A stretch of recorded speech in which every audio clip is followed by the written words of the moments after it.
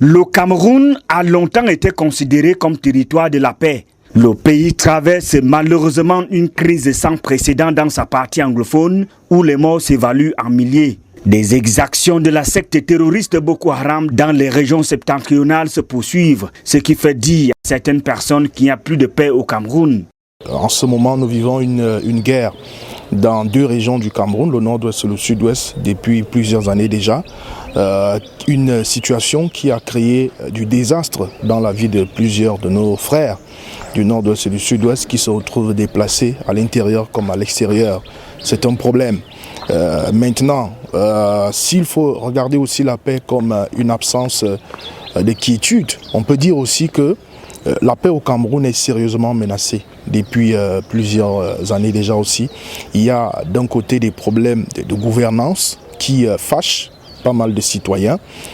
Beaucoup de gens se retrouvent un peu comme à la remorque de la marche de la société parce qu'il y a beaucoup de chômage, il y a beaucoup de pauvreté, il y a beaucoup d'injustice sociale aussi qui crée des tensions et des situations où quelques-uns estiment qu'ils n'ont plus d'obligation à être attachés à la patrie et donc pensent qu'à un moment donné, il faut tout casser pour se faire entendre.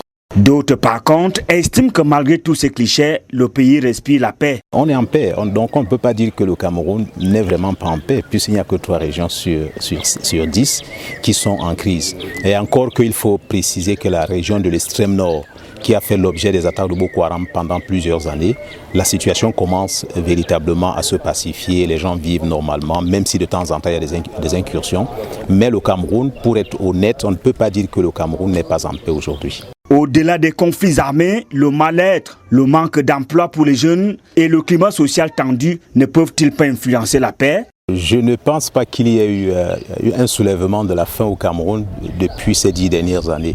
Si on accepte 2008, où il y a eu des émeutes de la faim, comme on a dit, les Camerounais arrivent quand même malgré tout à trouver de quoi manger.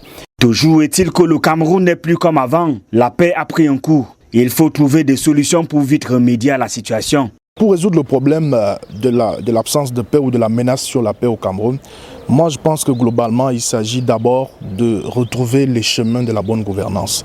Quand les bonnes décisions sont prises dans le sens de s'occuper de la grande majorité des Camerounais, tout ira bien. Si il y a la justice sociale, c'est-à-dire que des gens qui ont des problèmes dans l'administration, je prends le cas des enseignants, du personnel soignant et autres, qu'ils puissent trouver des solutions pour se sentir aussi respectés et considérés.